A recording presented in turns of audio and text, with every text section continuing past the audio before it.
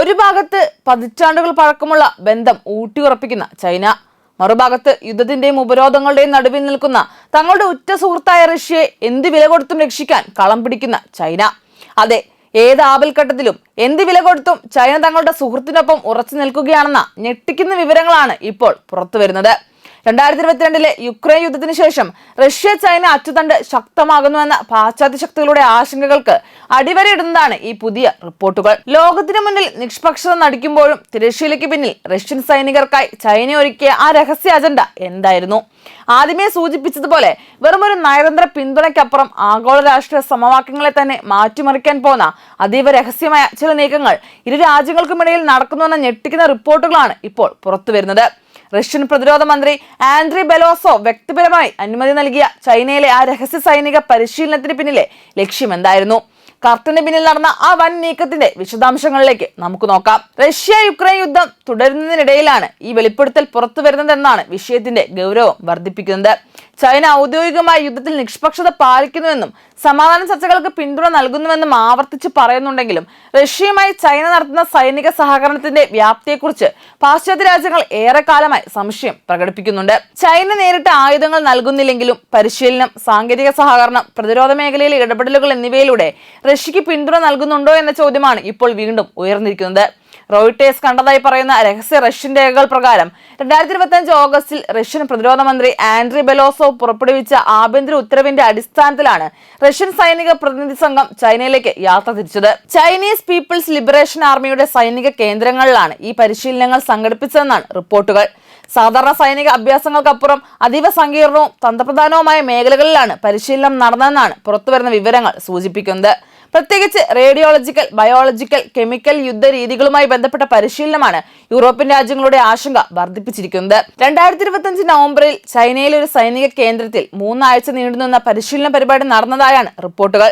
Radiation നിരീക്ഷണം, രാസമാലിന്യങ്ങളുടെ കണ്ടെത്തൽ, ജൈവരാസ ആക്രമണങ്ങളിൽ നിന്ന് പ്രതിരോധം, ആണവ സൗകര്യങ്ങളുടെ സുരക്ഷ, മലിനീകരണത്തിൽ നിന്ന് വെന്റിലേഷൻ സംവിധാനങ്ങളെ സംരക്ഷിക്കൽ തുടങ്ങിയ വിഷയങ്ങളാണ് റഷ്യൻ സൈനികരെ ചൈനീസ് ഇൻസ്ട്രക്ടർമാർ പഠിപ്പിച്ചതെന്നാണ് രേഖകൾ വ്യക്തമാക്കുന്നത്. റോയിട്ടേഴ്സ് പരിശോധിച്ച രേഖകളിൽ ചൈനീസ് പരിശീലകർ റഷ്യൻ സൈനികർക്ക് ക്ലാസുകൾ നൽകുന്നതും മാതൃക ആണവ റിയാക്ടറുകൾ ഉപയോഗിച്ച് പരിശീലനം നടത്തുന്നതും അടക്കമുള്ള ദൃശ്യങ്ങളും ഉൾപ്പെട്ടിട്ടുണ്ടെന്നാണ് റിപ്പോർട്ടുകൾ.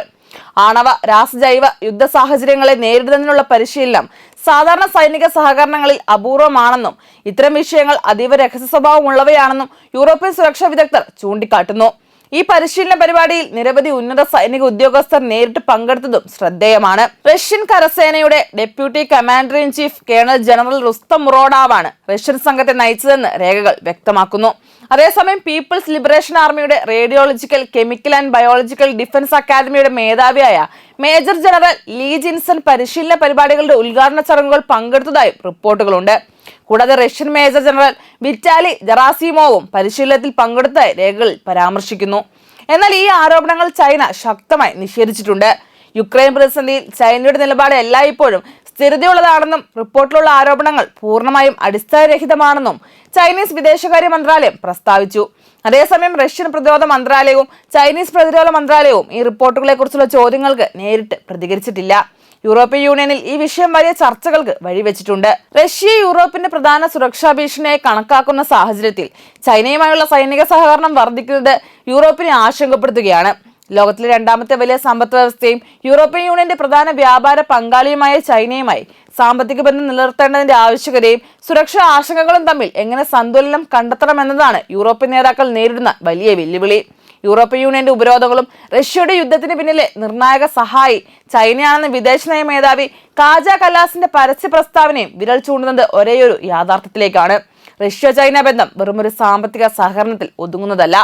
പാശ്ചാത്യ രാജ്യങ്ങളുടെ കടുത്ത ഉപരോധങ്ങളെയും മുന്നറിയിപ്പുകളെയും പൂർണ്ണമായി അവഗണിച്ചുകൊണ്ട് ആഗോള ശക്തി സമവാക്യങ്ങളെ തന്നെ അട്ടിമറിക്കാൻ പോന്ന ഒരു സൈനിക ഭൗമരാഷ്ട്രീയ കൂട്ടുകെട്ടായി ഇത് അതിവേഗം പരിണമിക്കുകയാണ്. റഷ്യയുടെ പക്കലുള്ള വൻ സൈനിക അധികാരവും ചൈനയുടെ അജയ്യമായ സാമ്പത്തിക സാങ്കേതിക കരുത്തും ഒന്നിക്കുമ്പോൾ അത് പുതിയൊരു ശീതയുദ്ധത്തിലേക്ക് ലോകത്തെ നയിക്കുമോ? അതോ പാശ്ചാത്യ മേധാവിത്വത്തിന് അന്ത്യം കുറിക്കുന്ന പുതിയൊരു ലോകക്രമത്തിന്റെ തുടക്കമാണോ ഇത്? വരും ദിവസങ്ങളിലെ അന്താരാഷ്ട്ര നീക്കങ്ങൾ ഈ ചോദ്യങ്ങൾക്കെല്ലാം കൃത്യമായ ഉത്തരം നൽകും. കാത്തിരുന്ന് തന്നെ കാണാം.